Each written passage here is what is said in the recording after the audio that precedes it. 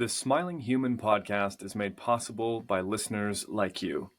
If you would like to experience more of these shows into the future, then please consider becoming a patron at patreon.com/thesmilinghuman. Hello, and welcome to The Smiling Human, where collectively we evolve through inquiry. Hello, everyone, and welcome to another episode of the Smiling Human podcast. My name is Mountain, and I'm your host. On today's episode, I'm speaking with Trevor Yelich.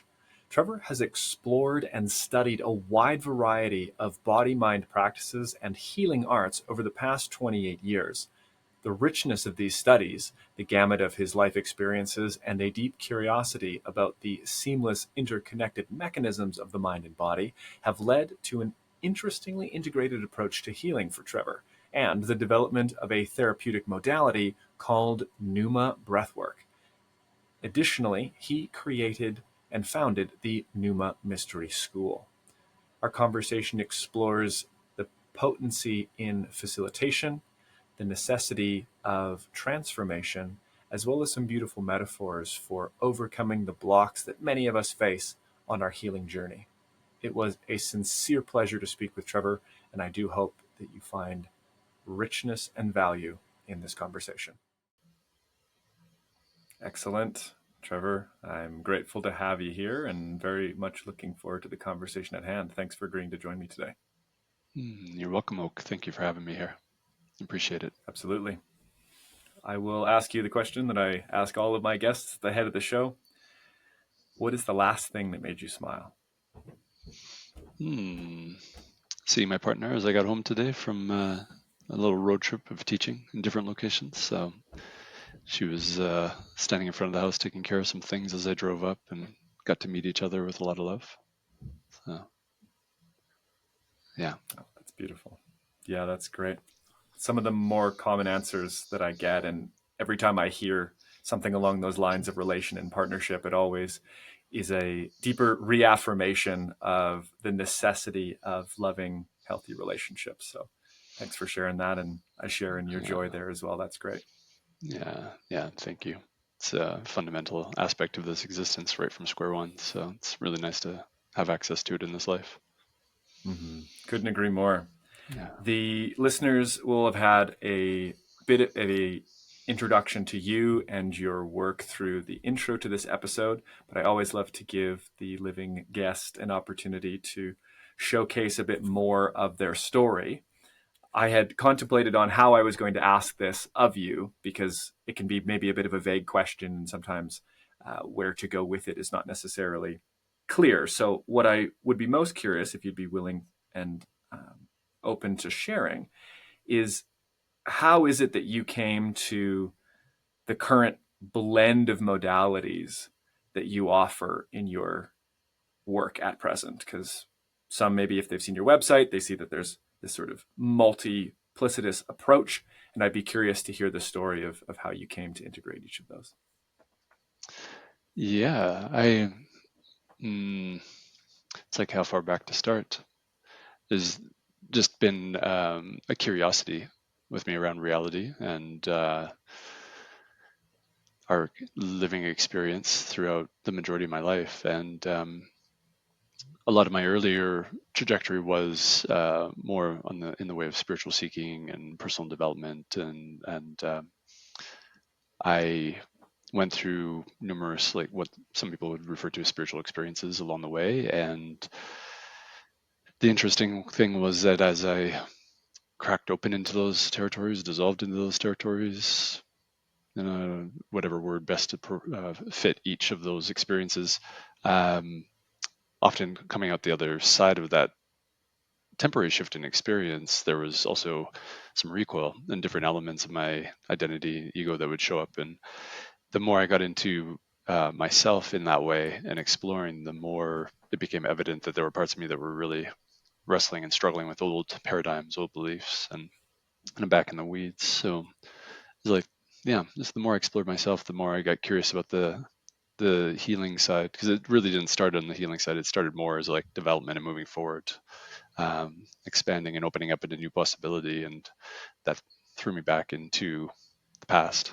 And the more I got into mine and explored and was supported by really beautiful people and pointing in particular directions, the more it became very natural to turn around and offer it to others as well. And that became a source of continued development for myself and exposing things. And it was ended up being in service to others, but it continued to be my own process as well. And the more I dove into that, the more each modality I encountered and started to apply, I also ran fairly quickly into what appeared to be the edges of what was possible with that modality, and it just kept me asking questions of what else is required here, and also social conversations. I mean, the more trauma was being navigated and pointed at, the more attachment pieces were being pointed at and clarified. I would find more teachings and more things to apply to myself and to support others with. So it it became kind of a mutt, so to speak, and a retrofitting of ideas. It wasn't like I went through an education system that had that all laid out for me in advance, studying it and then finding some culmination point where I was ready to go offer. It was much more of like applying what I knew, finding its limitations, asking questions, and then studying, researching, finding people, and then bringing those in and integrating them and then applying that and continuing to evolve, which is happening right to this day as we speak. So Brilliant. The idea of the mutt approach is quite interesting, and I would say it evokes both thought and sentiment, because on the one hand, when I hear you speak to this muttification and the sort of picking of all of these modalities, there's almost a flavor of deprecation to it, where I imagine that in some senses, I know that I've encountered the storyline that the single tradition followed all the way to completion is exalted amongst practitioners or students in this way.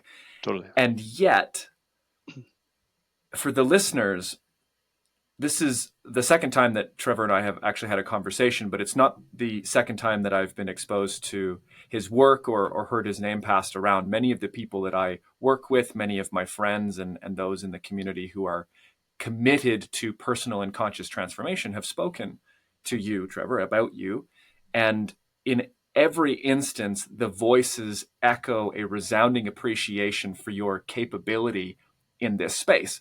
And I think that there's a really important mirror here to look at the sort of modification and yet the lived proclamation of those who have encountered your offerings, to say that the hybridization is an instantiation of wise weaving, that there is something to be said, because if I heard you correctly, the impetus for your exploration was such that you were looking for your own answers.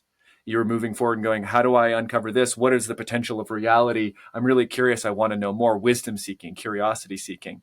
And that the recoil directed you to the specifically personal impediments to that kind of growth present for Trevor at that time. And that then is a course correct.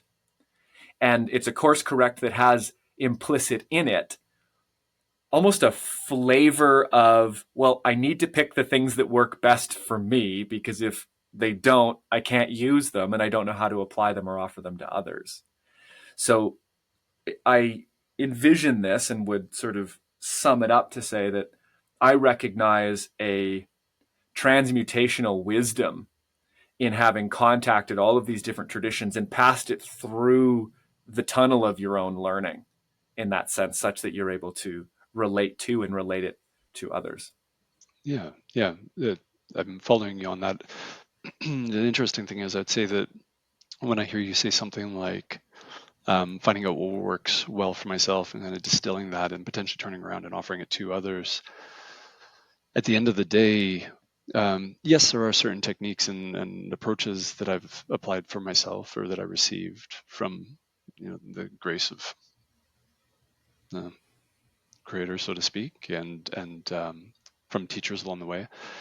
Um, and I have turned around and offered them to others, but I would say that that is secondary to the curiosity about what I actually require, and actually differentiating from other people and going, okay, like I have tools and techniques, but how do I offer them in such a way that actually gives people the space to actually discover what they require in that, as opposed to being dictated to in that way, as if I know their system better than they do, or what they need better than they do. And this is one of my, you brought up traditions earlier and how they can become exalted to see them through to the very end, decades of experience in this particular territory. And the titles associated with that, the hierarchy in a sense, it's associated with that. And on one hand, I think that those systems are beautiful, and the people that are dedicated to them are inspiring for what they've persevered through, and the commitment and earnestness and dedication, all these words, or the love for what they do. You know?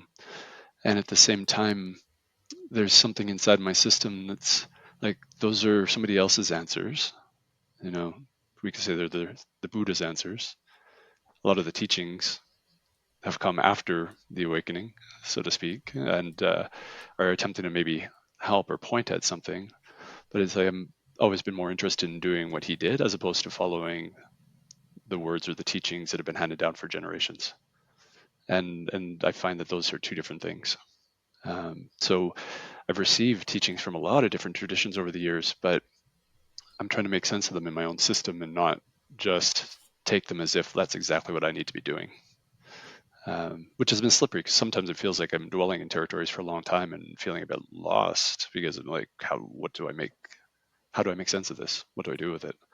And what is it for me? And how, like, is it my own mental game within reality that's kind of twisting and turning with it and actually spinning a bit? But the thing is, after that digestion process is done, I typically walk away with an embodiment of it, of a sense that's clear to myself, and it's not just a understanding or a memorization of somebody else's teachings that I continue to try and reproduce. So I hopefully am speaking to that clearly enough to basically illuminate what I endeavor to do with others is actually support them in being learners, and not learners of my answers, but learners of their own discoveries. And I'm basically applying my tools and techniques as ways that they can activate their system a little bit, bring some energy in, spark a little bit of mystery and curiosity, and be with them as a presence of curiosity and acceptance and welcome, so that they ideally feel safe enough to begin to express themselves more and more clearly, not just for me, but for themselves. Um, and yeah, just discover their own truths and what they need in that moment. So, and then how to turn around and potentially offer that to others, because I do a bunch of facilitator training. So it's like, how do we reproduce that? It's way easier to hand down a set of like, here are your 10 practices, and this is what we do. And, you know, everything's itemized. And it's like, people that have 30 years of experience teach to the people that have 20 years of experience. And we have people coming into the mentor programs that are the decades more experience than I have in a lot of these territories. And instead of me teaching to them as if I have something they need to know, it's like, how can we have them and a brand new person sitting in the same room, and both of them have wisdom to share? And we get to converse openly in that territory and explore together, so that we all learn and hopefully all spark each other's curiosity about what's possible. Yeah. That last piece reminds me of a quote from Dolphin Casper. He was the first guest in season 1, and also a very dear friend of mine. He speaks about orienting in each moment towards the well of deepest wisdom. So rather than, like you're saying, offering forward an IKEA's likeness of building instructions, here's what we're going to do, in what order, with what pieces, it's more about recognizing that curiosity, which you did name, is the vehicle by which we come into communion with truth. And this really points me towards the bridge between what we might call universal wisdom and individual necessity. So on the one hand, like you were speaking to Siddhartha Buddha and the Dharma, there's a universal aspect to that wisdom, where he is saying, for all humans, it is the case that the cause of suffering is ignorance, attachment, and aversion, and that you can get past this through overcoming these ignorances. That's true for all beings, he says. Great.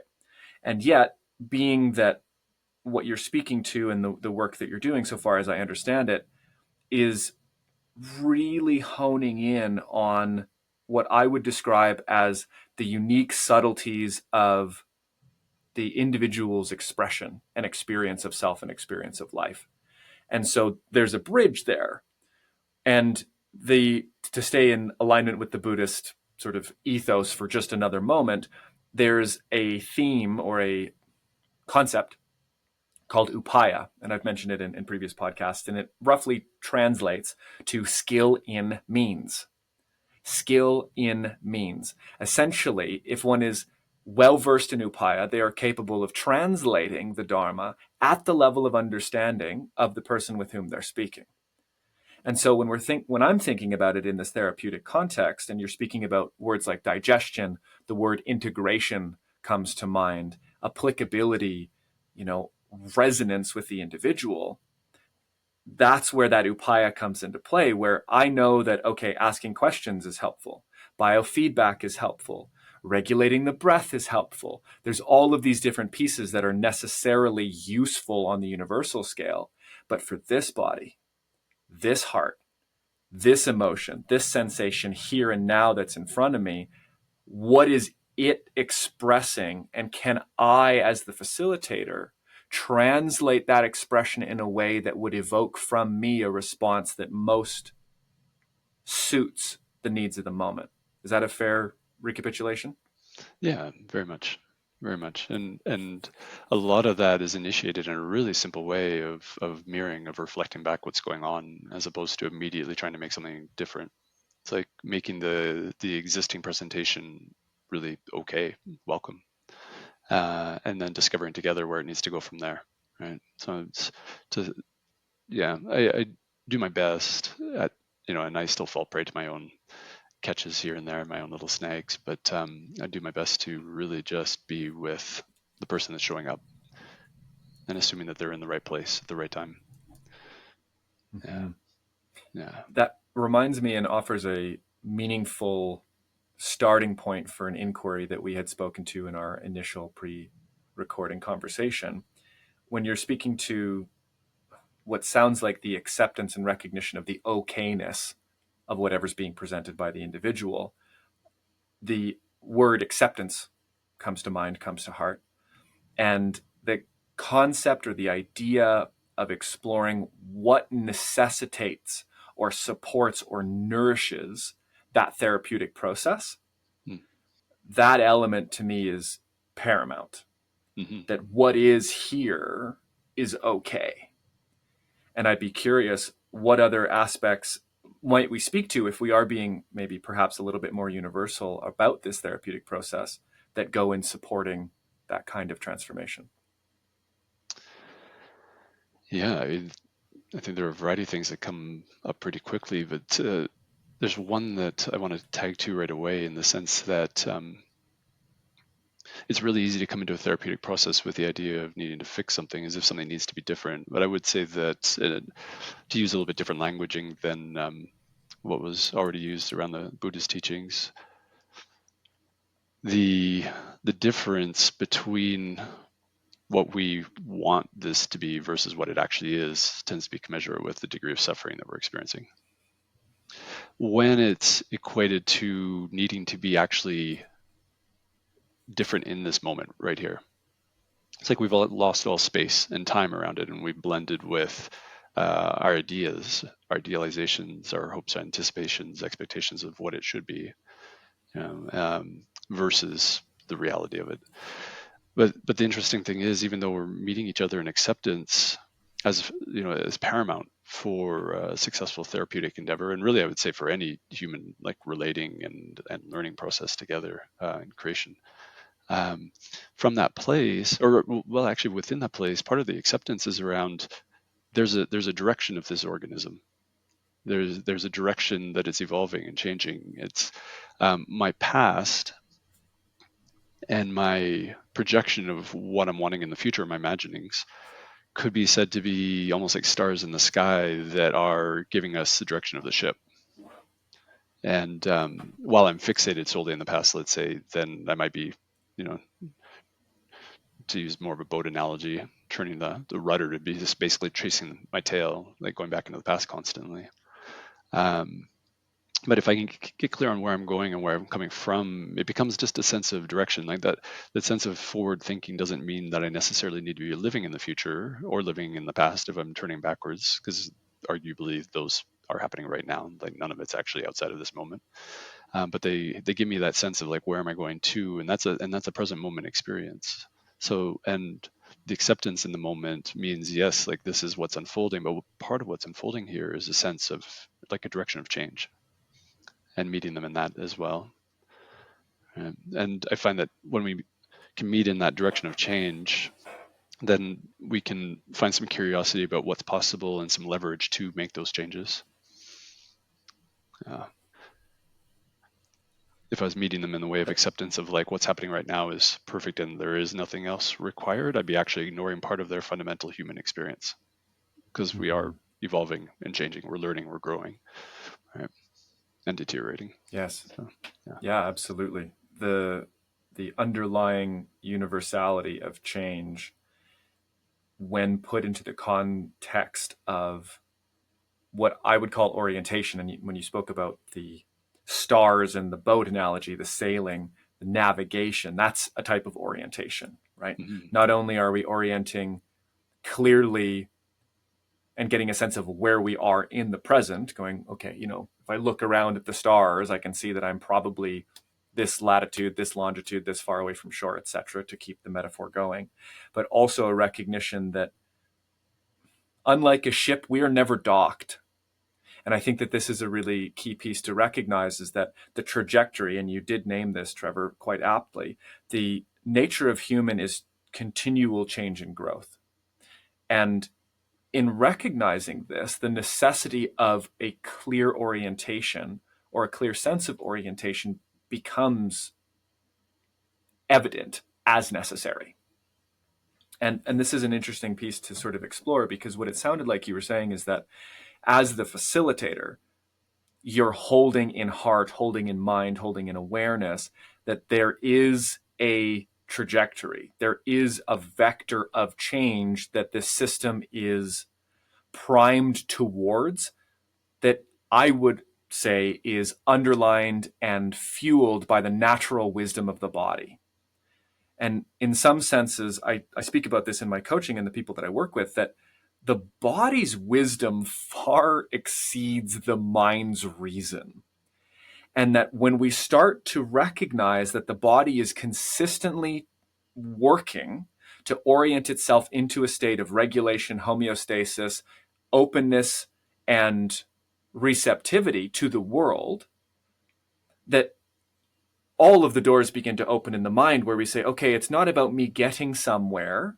As you mentioned, the desire for the reality to be a particular way, that's the projection of desire into the future, but rather looking deeply through the body, being, sensing through the body as the mechanism of, for lack of a better term, data collection, so as to ascertain what is the most immediate and meaningful next step or stage that I can orient my energy, action, and intention towards, such that I'm using the power of the mind to serve the needs of the body and not vice versa. Yeah. What you're expressing has me thinking about, well, just that dance, that play between imaginings and what's possible in the mind versus what's happening in the body. And there are lots of teachings from various people on both sides, like purely somatic, that's underlying everything. And then there are people that are saying that we have absolute creative power with our imagination, and anything that we dream of, we can manifest, maybe to an extreme, depending on who's teaching that part. In some sense, it's the almost the difference between being completely subject to the impulse of life and this body and its biology, and that we're constantly reacting or responding to that, versus being absolutely just the creator that's leading the show, period. And it's like, it's a curious place to try and land in the middle and dance in the middle as a co-creator, where it's like there is that fundamental somatic impulse. There are the not only the potentials but the lived histories that are trying to repeat themselves in some way through the body, and potentially that again, that starlight of the imagination that can actually see something a little bit different. And it's in our earlier conversation we were talking a little bit about the Trinity of Father, Son, and Holy Ghost, and how that might actually not be, like, to view it from a different perspective. The Father might be our history and where we've come from. The Son, this living radiance of the moment, where everything's present and um, unfolding, and then the Holy Ghost being that spark of imagination, that visionary place that is interfacing with our history and with our body, that actually work together to generate what's happening. And when our imagination gets contained to our memories, which memory and imagination, from what I understand, brain-wise, tend to arise in the same sectors of the brain, essentially, or the similar, or if not the same process. And I wonder, if memory is literally just an encapsulation of imagination based on strong experiences, where it's like, this is essentially what I have to imagine now going forward, because this is the only possibility, given that strong experience I had. It's like, it's the only way that I'm safe. It's the only thing that I can expect if I'm going to navigate this life okay.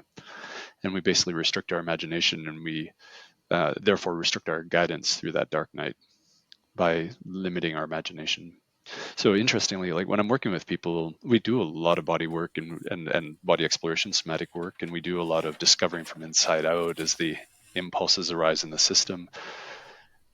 But every once in a while, it becomes really obvious that the imagination's been encapsulated, and there's this like spark of like living potential in the system that just can't dream its way out of that cycle. And because of it, it keeps turning back to the body and continues to find the same reactive response in the physiology.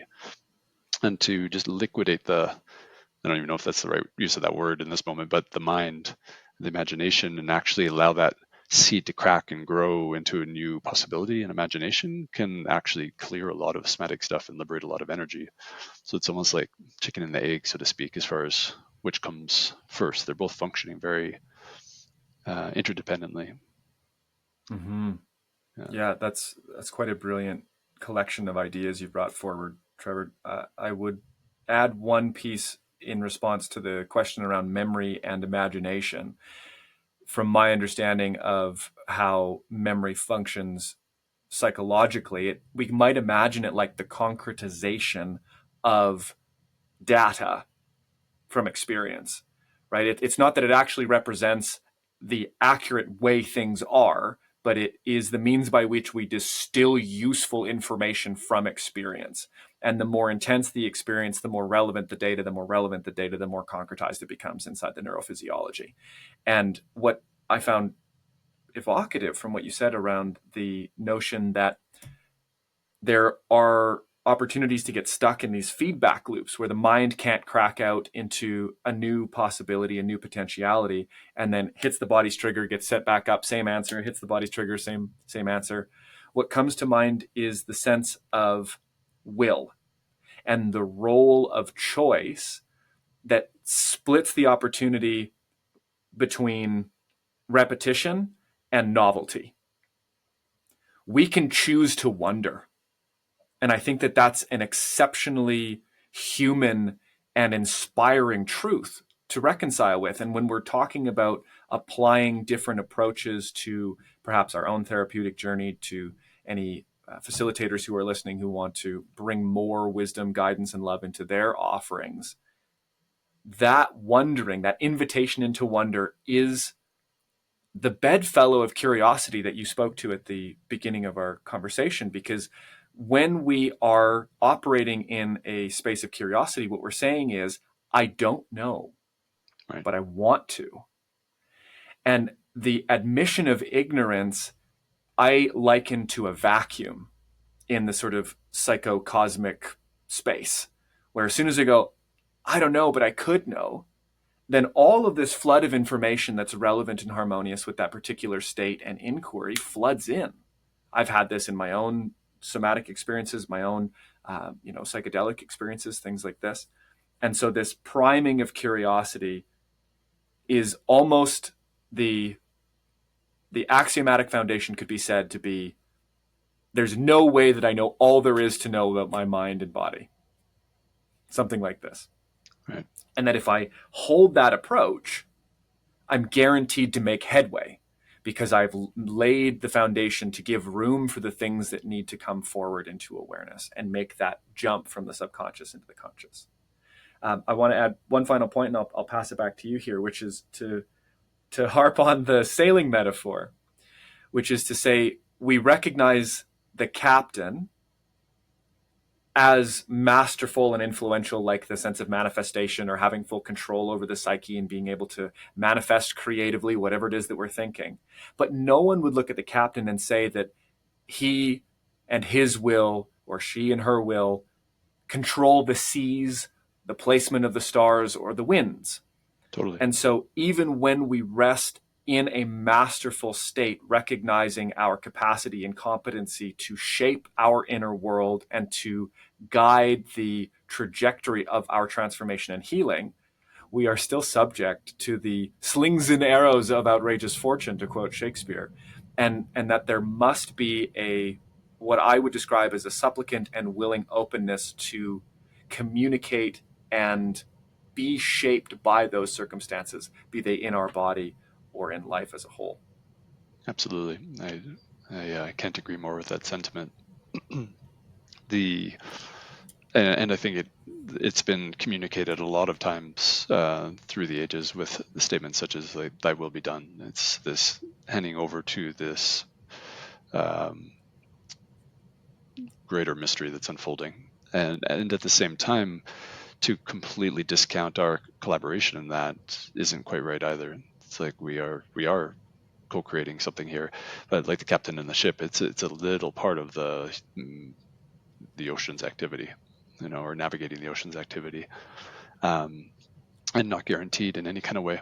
So interestingly, when I'm working with people with imagination, tying into this, there is an invitation at times to notice. Let's say if we're working somatically, we might be noticing that there's contraction of some type in the body, and then like a particular texture. And if people, sometimes I'll invite people to like paint a picture in their mind of what that is, whether it's visual or sensorial in some other way in their mind. And if it ends up having texture and color and a particular location and size, and maybe even an impulse and movement within it, to use that as a starting point, and then to allow their imagination to, just like a seed cracking under the right conditions and growing into some type of plant, instead of microscopically getting into the seed to discover cellularly what it is, it's like water it, leave it in the sun for a while, the wind comes, it's like things will crack and grow. And it's like you get to learn what it is by what it becomes.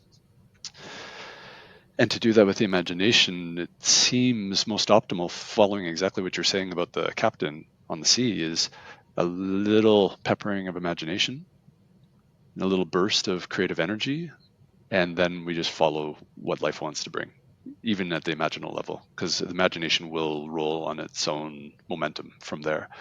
And within a few moments, and following, listening, perceiving, opening to it, and another little burst of imagination. It's like, well, what's next after that? And we become a dance partner with that spontaneous unfolding, as opposed to trying to dictate it sometimes. And maybe I'm speaking of this from personal experience, other people might not do it this way, but when I'm operating willfully, I would equate that sometimes in my system to overdoing the attempt to control the trajectory of it and trying to imagine too frequently, trying to make sure that I know exactly what's happening in each spot, or that it's matching some existing idea that I have. Yeah, or something that I've learned from somebody else that I'm trying to match along the way, and then all of a sudden it becomes this wrestling match with it rather than a dance partner. Brilliant. Well, let's dance our way into a short break, and we will come Sounds back with good. the second half of the show. Sounds great. I hope you're enjoying the show so far. I wanted to take a brief moment to talk about just how you can help this show grow into the future. Did you know that we have an Instagram, a YouTube, and a Patreon? Probably. But if you're listening on YouTube, like many of you are, I would invite you to subscribe, to like this video if you've enjoyed it, and to leave a comment. Let me know what you thought. Let me know if you have any questions or maybe guests that you want me to interview. If you're listening on Spotify or Apple Music or any other podcast platform, then please take this moment to rate the show. All of these actions go a long way to helping the Smiling Human podcast reach more people and grow into the future. Thank you so much. Okay, well, we are back with the second half of the show, which begins with the segment, the question of the week. This is where I invite our guests to bring forward an inquiry, one that's meaningful to them. Perhaps they want to share it with the audience, or something that they may want my commentary on. So, Trevor, what do you have for us this week? Yeah, I would love to hear your commentary on this and see where the conversation goes. We've already spoken to it a little bit, and it's at the heart, I would say, of a lot of what I do and a lot of my own explorations. And that is, the question is like, what is it to learn? What is it to learn? If I may provide just a little bit of extra verbiage around that, I would consider the healing process or the therapeutic process, instead of it being a process of fixing things, that may appear to be part of the outcome sometimes, but I would say even prior to that, it becomes a question of like learning something new, learning about what's transpired, understanding things. And we talked earlier just a little bit about traditions and potentially learning traditions or learning things that other people have said before as one way to potentially take on information. But is that true learning, or what is it actually to learn? It feels like a really fundamental aspect of our lived experience. I wonder if all of us in our very nature are meant to be shapeshifters, and that we were born as shapeshifters in the sense that our systems are adapting to our environments. We're learning new things. We're experiencing things with family and the environment, and we're actually cultivating capacities to blend and merge and operate with the environment. And if we switch to a different environment, that same thing happens, that we start to shift skills, shift ways of seeing things to meet our new environment, you know. And so we're fundamentally like shapeshifters in the way that we fundamentally learn. But those are kind of my ideas that I'm holding, and I'm just curious. I'm curious about what it is to learn. It feels so valuable. Hmm. Yeah, speaking to someone who's absolutely obsessed with learning. So this is a great Perfect. question. Right on. The first thing that came to mind was the integration of truth as a definition of learning. And it's going to take a little bit of opening up here. So let's see what we can get into. So when we're talking about truth, capital T truth, we are looking at something that is universal and self-evident. This would be existence. Being as a principle, as it is a self-evident universal truth. And then we have all the little truths, which constitute the data that we gather through the various interpretive lenses that we have and that we use to discern meaning, distill meaning, make meaning from that data. And so when we're talking about learning, one of the key pieces that I think differentiates maybe false learning from true learning is functional applicability. And I think that this also is what distinguishes knowledge from wisdom. So if we're having just baseline learning, like we might see in a very traditional scholastic environment, maybe it's changed now, I've been out of school for some time, but the intake, retention, and regurgitation of data points, right? Memorizing dates, memorizing names, memorizing formulas. I wouldn't call that learning, right? I would say that that's data input and data output, and that constitutes knowledge. It was Jonathan Vervaeke, who introduced me to the idea, which is the distinction between knowledge and wisdom. And wisdom is knowing what to do with data, knowing what to do with knowledge. And this ropes around to our memory point, because memory is an integral process of the learning adaptation, we might say. Our capacity to retain something is how we are able to use it. But it's not just in the retention. Learning takes place and memory is ingrained much more strongly when we are in the act of repeating or expressing that into the world through the body. This is where we learn more thoroughly. So the functional applicability of knowledge is the outcome of learning. So then learning itself is the intake, retention, and accurate contextualization. Ooh, that was a tough one. Accurate contextualization. No, we're just going to stumble right through that one. Of that data. It needs to come in It needs to sit in a way that it can plug into the different schemas, the different lenses, and the different theories that we have about how the world works and add value. What the hell do I mean by adding value? What is value? Why is anything valuable? It's value insofar as, from an evolutionary perspective, it would produce a greater likelihood of survival, a greater likelihood of reproductive success. From a psychological perspective, we're talking about the maturation of the psyche, the integration of the emotions, the wholeness of the person, rising up to self-actualization. In a sociological point of view, we're looking at long-term sustainable peace, stable social structures, the benefit of the plenty being disseminated well enough, not in a communist sense, but such that those who cannot give to themselves, who are less fortunate, are still able to be lifted up by society. All of that is a meaningful output of it. And it relates to our ability to accurately take in and contextualize, got it, that data. And so when you're talking about it from a therapeutic context, not to harp on this forever, the data that we're receiving, which I think is so interesting, is body-based data. And it's where the mind takes that secondary position, right? In a sense, because at least this has been my experience when we're talking about it from the somatic perspective, we're not bringing the data of the mind to the body and saying, body align. When we're learning in this space and we're opening up to the potentiality, what's possible, how can I be different in this world? How can I feel differently in this world? How can I move and understand myself differently in this world? The mind is going, the data is not coming from me. The data is coming from somewhere else. And I don't have all the data. And therefore, I'm going to allow myself to be transformed, informed, information, reformed by that data in a meaningful way, such that I move forward and interact with myself, my world, my relationships in a better way, a way that produces more good. I'll pass it off to you. Yeah. So even just connecting to that last statement you made, it sounds like there might be an implication that learning something actually, if it's truly learning, that it adds value or that it adds some type of new fluency or fluidity to the system, that it is a gain, especially therapeutically speaking.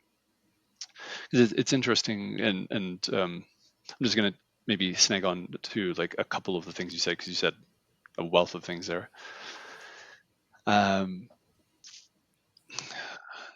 It's interesting to consider that even just learning in other traditions ideas or principles, or learning the things that our family expects from us, like I would in some ways I would agree that it's not learning. For me, learning is hovering somewhere in the midst of like, what is it to even actually learn rather than just adopt data. And at the same time, from another perspective, maybe that is a form of learning where it's like I am taking on specific information at school, let's say, because this is actually how I fit in with everybody. If I learn these data points, then I am actually functioning in a way that's the norm with others. And if I do it really well, then I'm like, extra normal, super normal, and I'm safe then. It's like I get my piece of paper. I have people agreeing and consenting to what I'm doing. And they may be giving me accolades for being able to reproduce what they're doing and doing it so well. And that learning has taken me to a certain point where I'm actually fitting in and actually securing my safety and potentially my nourishment, because that often or can equate to more financial abundance at times, and more support from people. We're weaving into bigger systems. I have registering bodies, agencies that basically support me because I agree with their modality. I've checked all the boxes, right? I've learned everything. And then those systems that I've taken on and the things that I've learned will propagate themselves as patterns for a while. But for me, it's like, and I guess this slips away from what is learning, just possibly, into the idea that I've learned something, but then it becomes another pattern. And is it a matter of allowing that pattern to play out, because there is actually efficiency in being able to reproduce things for a while until it's no longer fitting the environment or the needs around me, and then it's time to learn something new. And if I continue to try and reproduce it as if that's just got to be the way it always has been, so it needs to continue to be the way it always will be, then all of a sudden I'm creating a frictional pattern and I'm starting to suffer more and more. And I think that that's what's often showing up in a therapeutic container is like people did learn something at a young age that actually maybe supported them very well in the family structure they were in to survive.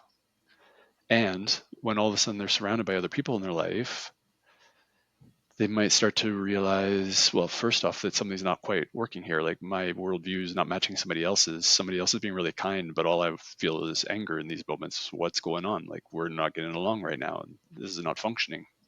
And it's like I think we need to reach a critical threshold of that incoherence or lack of coherence in the system to feel the earnestness in actually wanting to learn something new.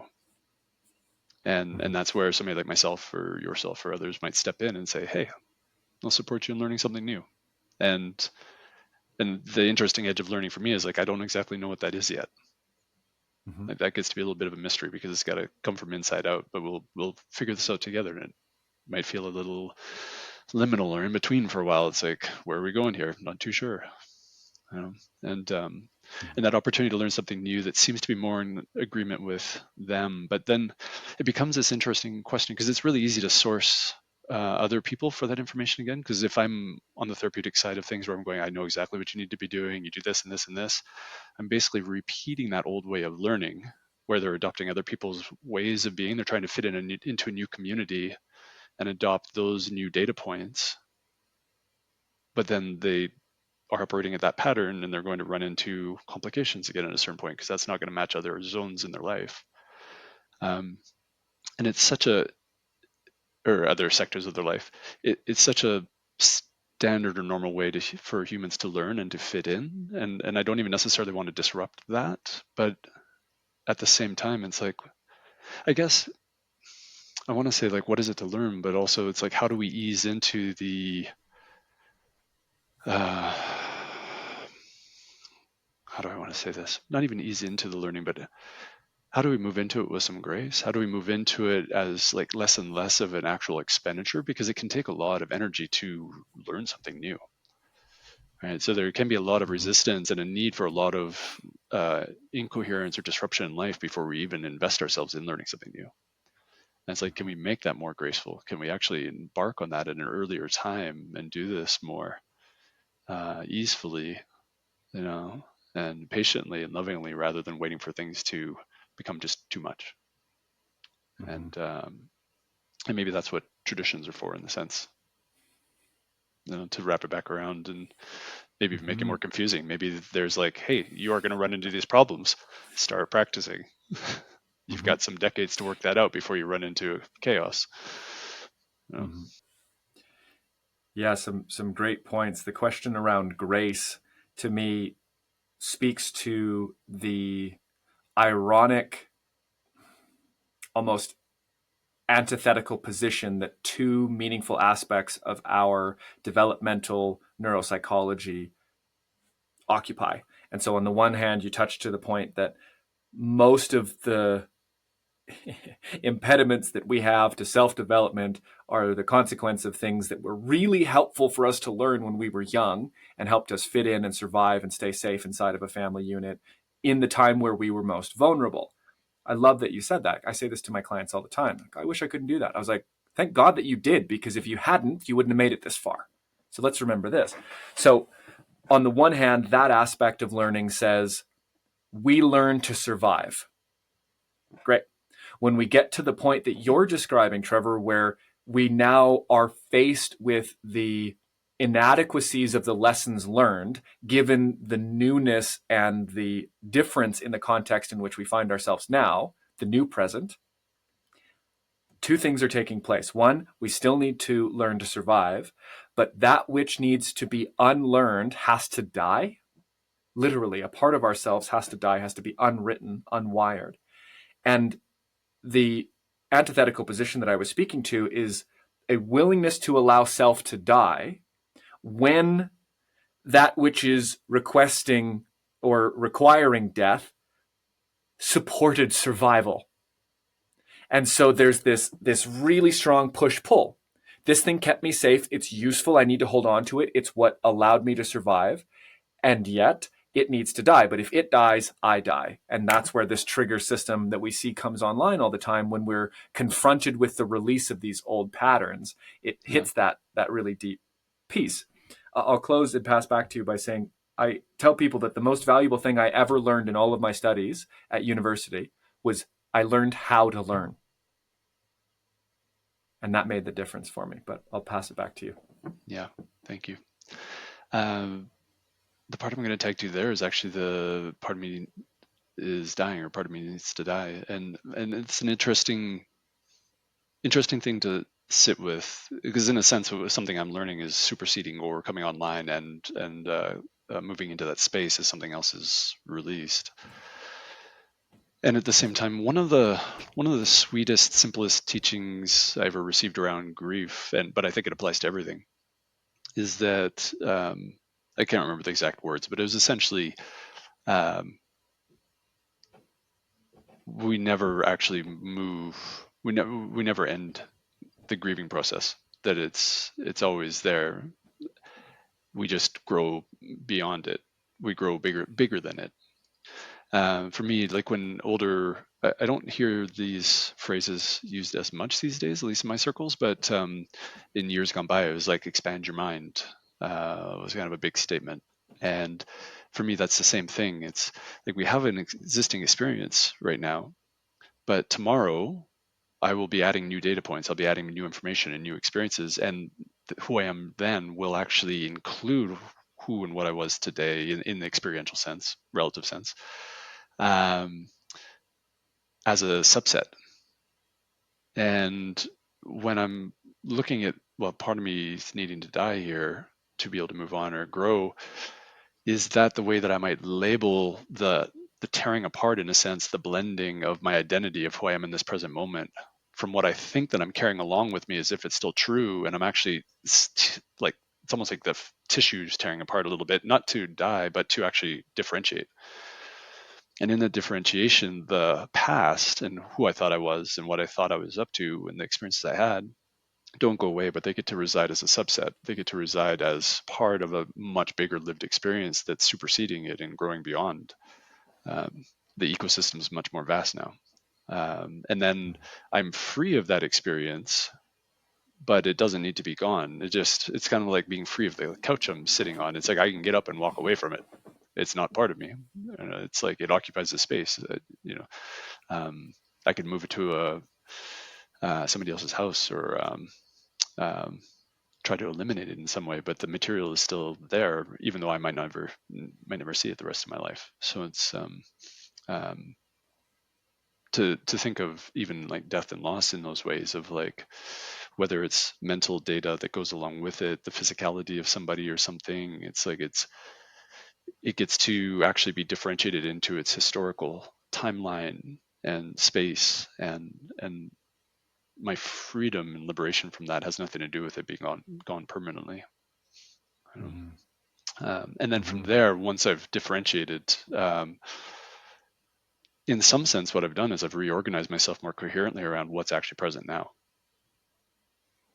I've put healthy boundaries around things. And for people that are living with trauma, those boundaries are really marred. There's a lot of merging or blending with like whatever happened in the past is imminent right now in some way, especially when particular sensations stream in, or a thought. It's like it's present, as if it's part of their lived experience, it's part of their identity. So there's a big sense eventually of something potentially needing to die there, or even like in a soul retrieval type way, something being reclaimed as if it was lost.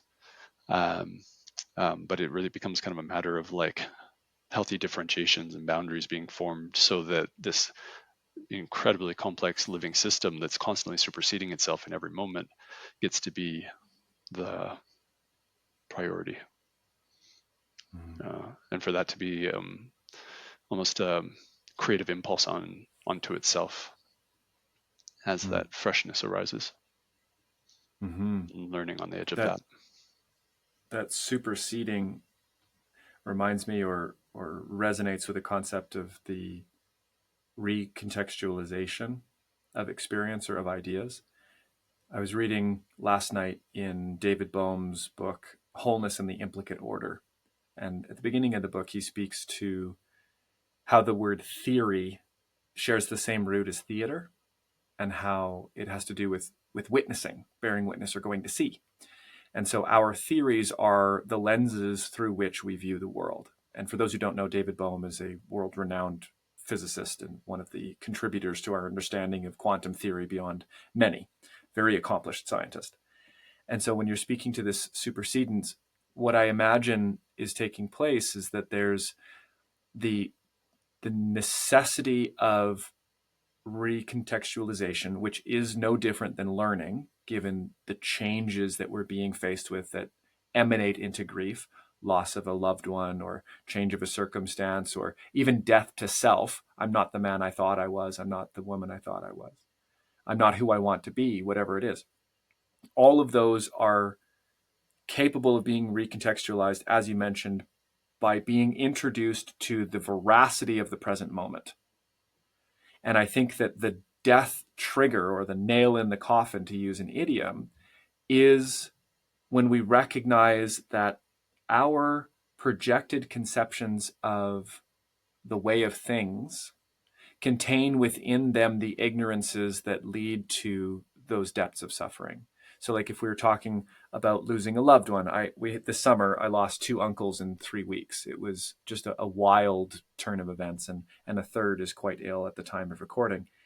And with that, had I been 15 years younger, I might have experienced differently. But for those who don't know me very well, and this will be news to you as well, Trevor, that by the time I was 11, I had 10 family members or friends of family pass away in that I could remember from about 1996 to the time I was 11.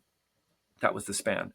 And so I got really familiar with death, grief, loss, funerals, sadness, the impermanence of life. And it was sort of a trial by pyre. Let's use a Yeah, pun I here. Trial appreciate by that. pyre.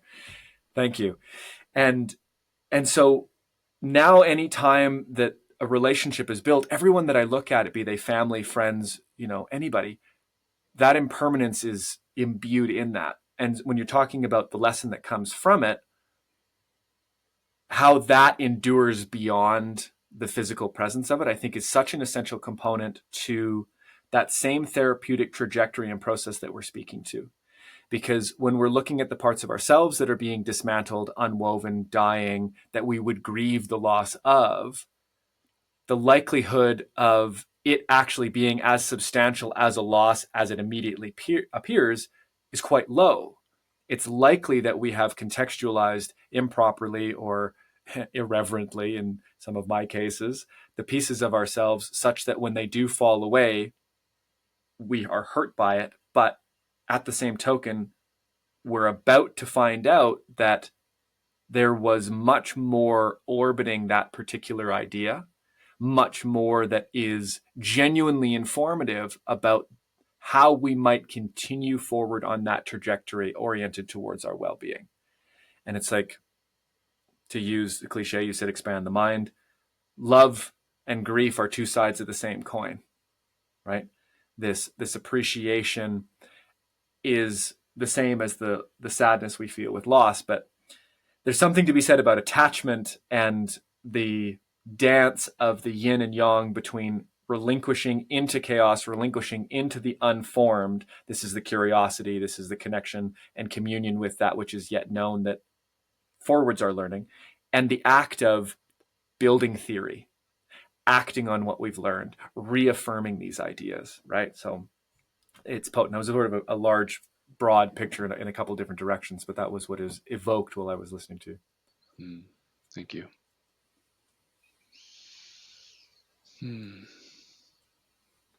This might take it in a bit of a tangent, but we'll see. The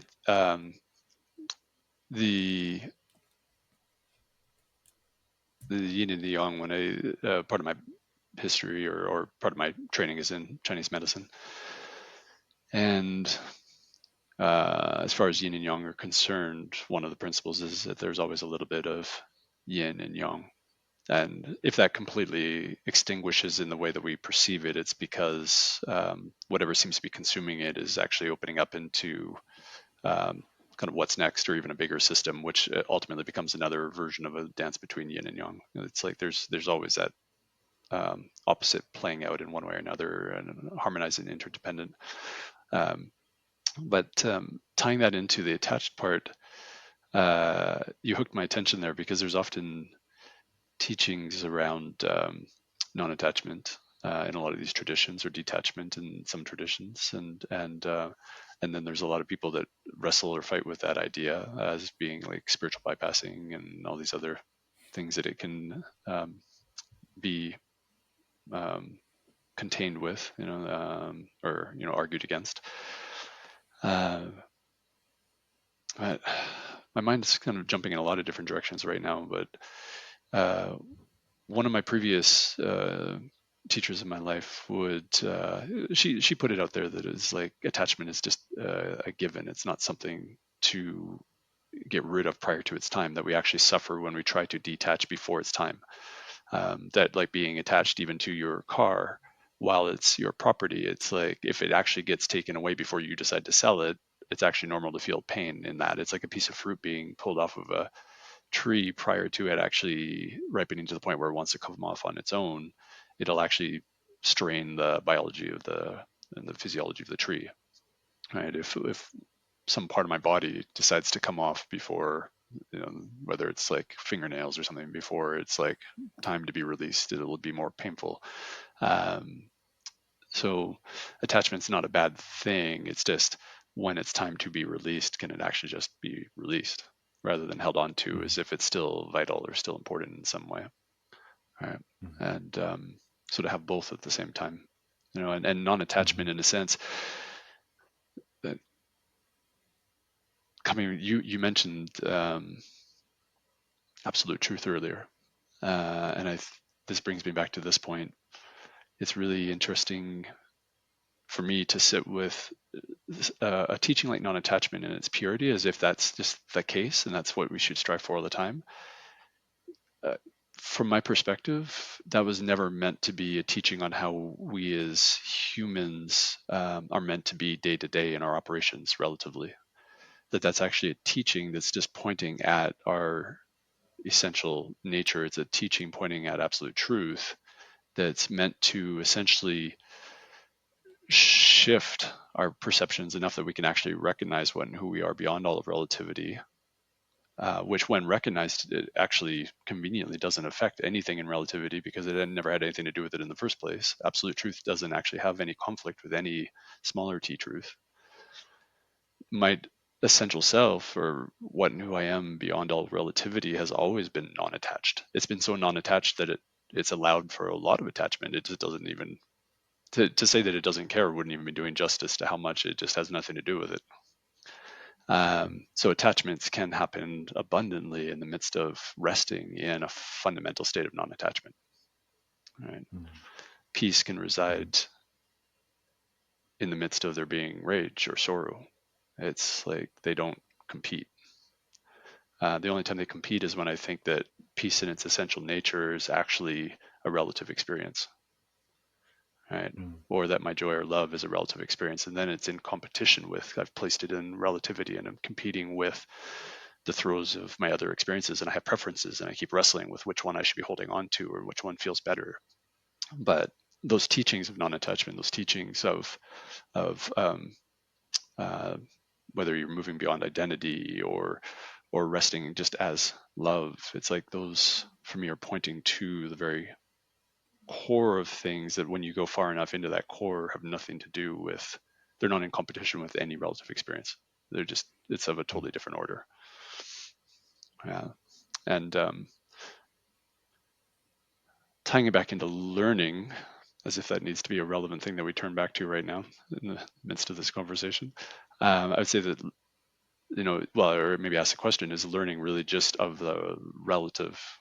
Because in the midst of recognizing absolute truth, there's really nothing to learn. It's setting aside anything and everything that I've ever thought or perceived, or everything that I ever could have hoped for or anticipated or received from anybody else, is setting everything aside and just recognizing what's left.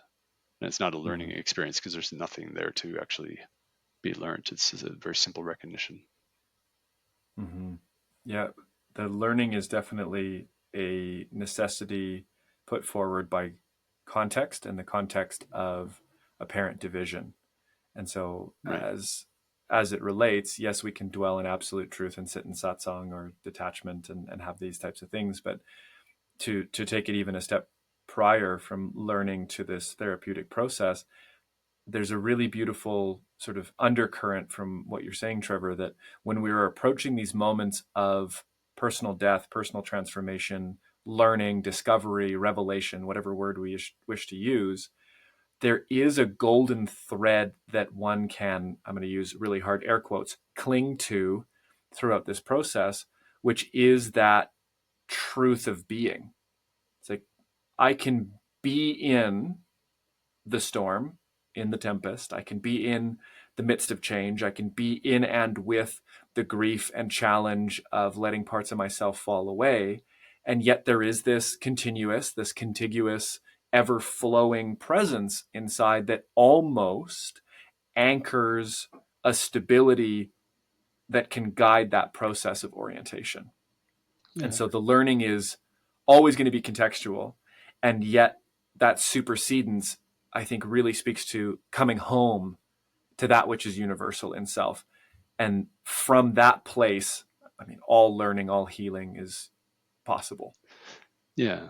Yeah. And if I heard you well there, um, and maybe it's just a restatement, it's essentially that in recognizing ourselves and kind of coming home in those ways, we're locating a deeper sense of coherence and safety within our systems that really allows for us to relax into actually being creative in moments that are charged or really difficult. That it's learning the capacity to learn and to actually enact or embody our creativity seems to be really linked to whether or not we're actually welcome, actually feel like we belong, actually are feeling safe enough for that movement to actually come forth. Otherwise, we're kind of in a defensive positioning and battling for that safety. So yeah, like at the end of the day, maybe those deeper movements of inquiry and that recognition of those fundamental truths are actually establishing a much bigger well of safety to actually remain creative for that learning process to unfold within. Mm-hmm. I would agree with you completely, and also say that it has that what you have just said has been validated by my own lived experience, and so that's definitely something. Uh, Trevor, as we come to the close here, I'd love to give you the opportunity and give the listeners an opportunity to know where they can come to experience your wisdom and offerings more. Where can they find you? What have you got going on? Give you the Ah, microphone here to close us out. yeah, thanks, Oak.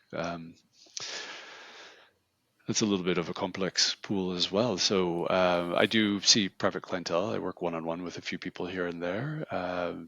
My website, which I believe gets posted with this, currently it's trevordanielyelic.com.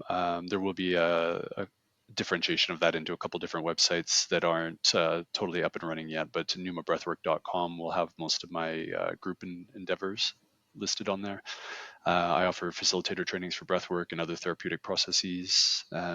So it happens over multiple levels. There's about 8 different offerings that way of substantial, like 5-day trainings. So there's a fairly good amount of information there between breathwork and somatic psychotherapeutic approaches and trauma work and water rebirth work is something that we have offered in the past and will be continuing to working with various elements and parts of our systems and helping to renegotiate and heal those territories or in a sense bring relationship back into the system. So people can work with me in those ways.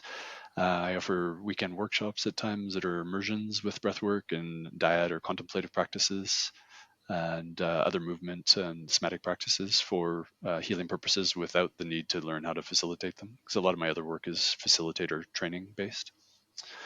And yeah, periodic retreats, and I have recordings for breathwork sessions up on my website and on Insight Timer, and periodically do live breathwork sessions on Insight Timer as well. And yeah, I think I'll leave it at that.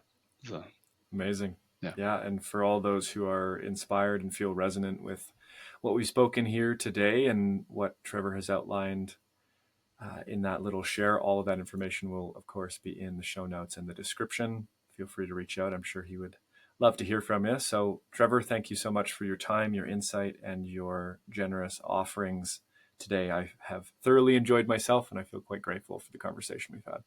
Thank you. Okay. I appreciate being invited on to the podcast. And yeah, I hope it serves all the people that are following your podcast really well. And blessings to you and to everybody listening.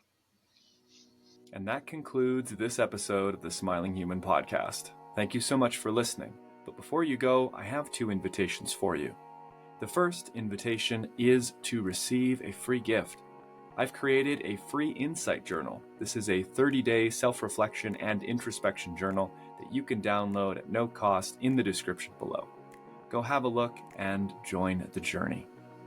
The second invitation I have for you is, if it feels within your means and possible for you, then please head over to patreon.com/thesmilinghuman. Becoming a patron will give you access to perks like behind-the-scenes footage and access to live Q&As with me monthly. You also get voting privileges to help pick new guests or to help guide other episode content. Truly, the support of listeners like you, paid or unpaid, goes a long way. So if you could like, share, subscribe, and give a rating on the podcast app, all of that goes a long way. Thank you to each and every one of you who's been on this journey with me. See you again soon.